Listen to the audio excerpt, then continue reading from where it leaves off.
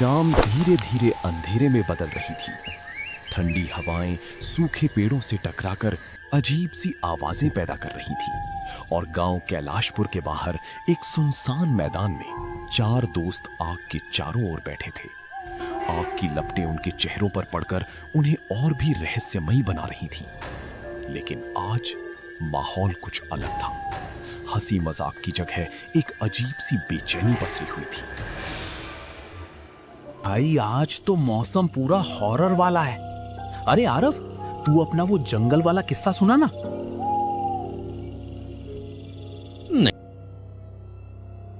नहीं यार, आज नहीं। मौसम ठीक नहीं है। उस रात को याद करना सही नहीं होगा। हाँ भाई, आज सुनने का मजा ही अलग आएगा। आरव की आवाज में डर साफ झलक रहा था। उसके चेहरे पर पसीने की बूंदें चमक रही थीं, जबकि ठंड अपने चरम पर थी। अबे डरता क्यों है? हम सब साथ हैं, कुछ नहीं होगा। ठीक है, लेकिन अगर कुछ अजीब लगे तो बीच में मत रोकना।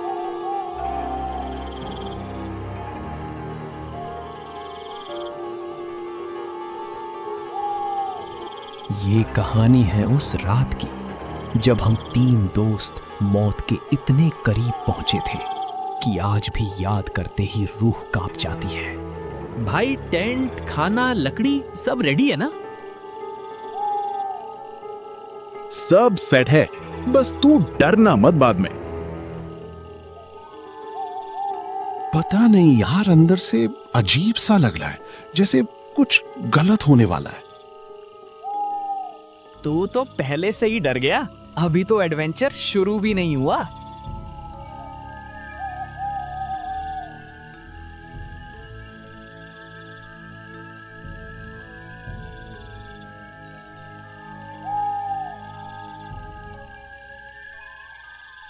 आगे मत जाओ, मौत तुम्हारा इंतजार कर रही है।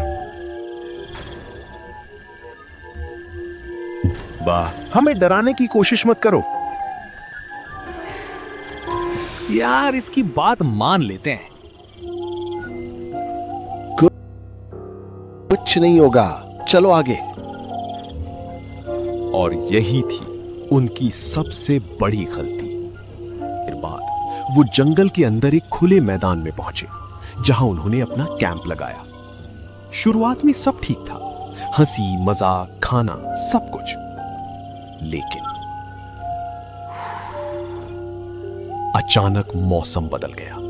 तेज हवाएं, बिजली की गड़गड़ाहट और फिर बारिश इतनी भयानक कि सब कुछ उड़ने लगा।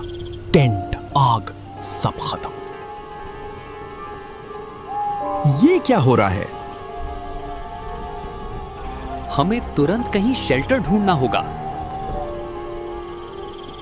वो देखो, एक झोपड़ी। और यहीं से तेज बारिश, आंधी और घना अंधेरा।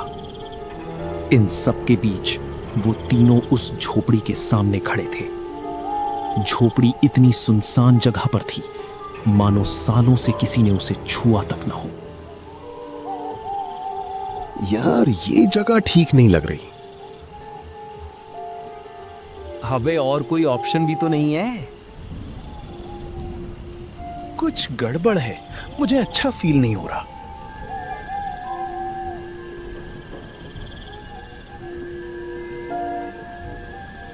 जैसे ही विवान ने दरवाजे पर दस्तक दी, दरवाजा अपने आप खुल गया। तीनों एक पल के लिए जम गए। ये अपने आप कैसे खुल गया? और तभी अंधेरे से एक परछाई धीरे धीरे बाहर आई। वो एक लड़की थी, बहुत ही खूबसूरत, इतनी कि उसकी चमड़ी अंधेरे में भी चमक रही थी। उसकी आंखें अजीब थीं, जैसे वो कुछ छुपा रही हो। कौन हो तुम लोग? वो हम रास्ता भटक गए हैं, बारिश से बचने के लिए जगह चाहिए। अंदर आ जाओ। जंगल में रात बिताना आसान नहीं होता। तीनों ने एक दूसरे की तरफ देखा। फैसला मुश्किल था, लेकिन बाहर तूफान और अंदर एक अजनबी लड़की। तुम अकेली रहती हो यहाँ? नहीं, मेरे परिवार वाले भी हैं। बस अभी बाहर गए हैं। अंदर उतनी ही साफ और सजी हुई थी। कमरे में बस एक लालटेन जल रही थी, लेकिन उसकी रोशनी में कुछ अजीब सा एहसास हो रहा था। भाई जैकपॉट लग गया। हाँ यार, बढ़िया जगह है। आप लोग बैठो, मैं खाने का इंतजाम करती हूँ।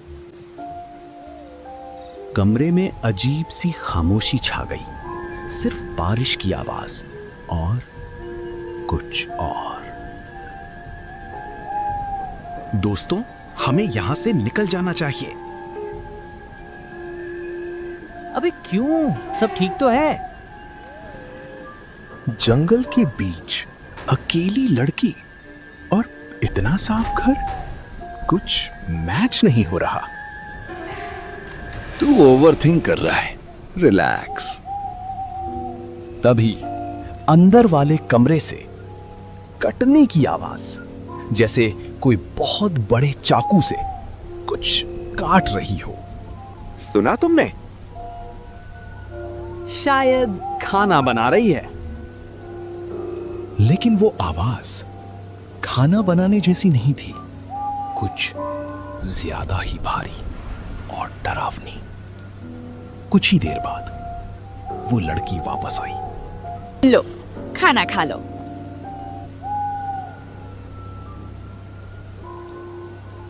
तीनों प्लेट्स देखकर दंग रह गए।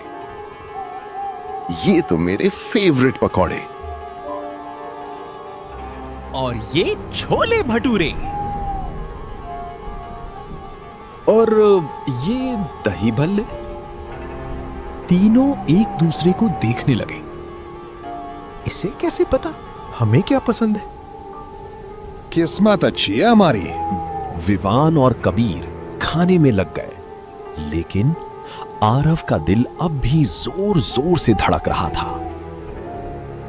मैं जरा बाहर होकर आता हूं। आरव एक पेड़ के पास खड़ा था। तभी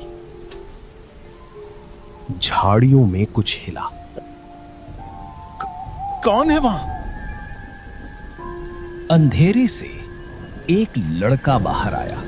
उसका चेहरा साफ नहीं दिख रहा था, लेकिन उसकी सांसें और गुर्राहट इंसानी नहीं थी। बिजली चमकी और उस एक पल में आरव ने जो देखा, उससे उसकी रूह कांप गई। उस लड़के का चेहरा आधा सड़ा हुआ, आंखें काली और मुंह खून से भरा। कौन? बचाओ! और वो पूरी ताकत से भागा। उसने तुरंत अपने दोस्तों की तरफ देखा, और जो उसने देखा उससे उसकी आत्मा कांप गई। विवान और कबीर वो अब भी खाना खा रहे थे, लेकिन उनकी प्लेट में अब पकवान नहीं थे।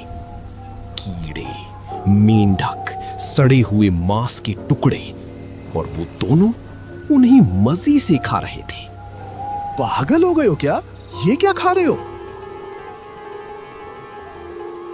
अबे चिल्ला क्यों रहा है? इतना स्वादिष्ट खाना है।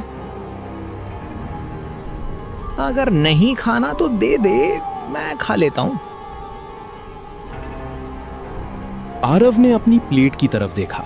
जहां कुछ देर पहले दही भल्ले थे, अब वहां रेंगते हुए कीड़े थे। ये जाल है, हमें फंसाया जा रहा है। तभी अंदर वाले कमरे से हंसी की आवाज, धीमी लेकिन खौफनाक। वो अंदर है। जैसे ही उन्होंने अंदर झांका, उनकी आंखें फट गईं। अंदर एक बड़ा सा चूल्हा जल रहा था। उस पर रखी थी एक विशाल कढ़ाई जिसमें कुछ उबल रहा था। ये क्या जगह है? चुड़ैल। अफसोस, तुम लोग जल्दी समझ गए, वरना आज तुम्हारा गर्म खून मेरे परिवार के लिए दावत बनता। तीनों बिना पीछे देखे भागे, सीधे झोपड़ी से बाहर। बारिश अब भी जारी थी, लेकिन अब उन्हें सिर्फ जान बचानी थी।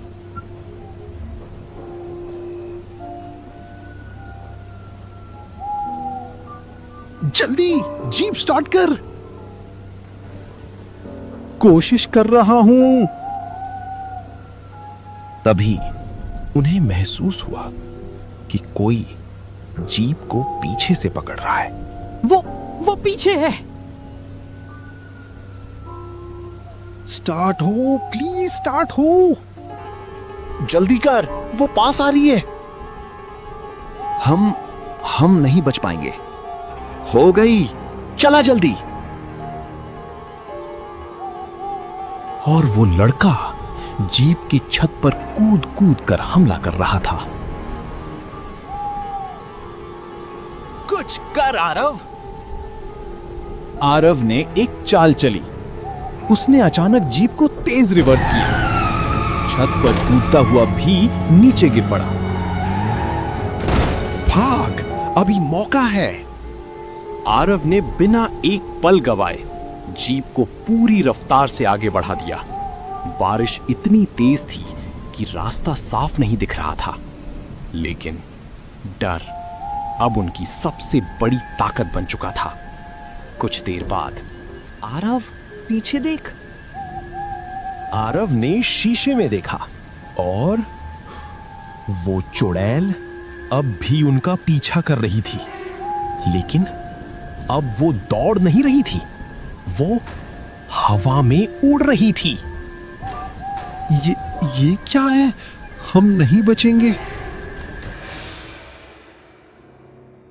उसी वक्त आरव ने गाड़ी का म्यूजिक सिस्टम चालू किया। हनुमान चालीसा। वो चुड़ैल कमजोर होने लगी।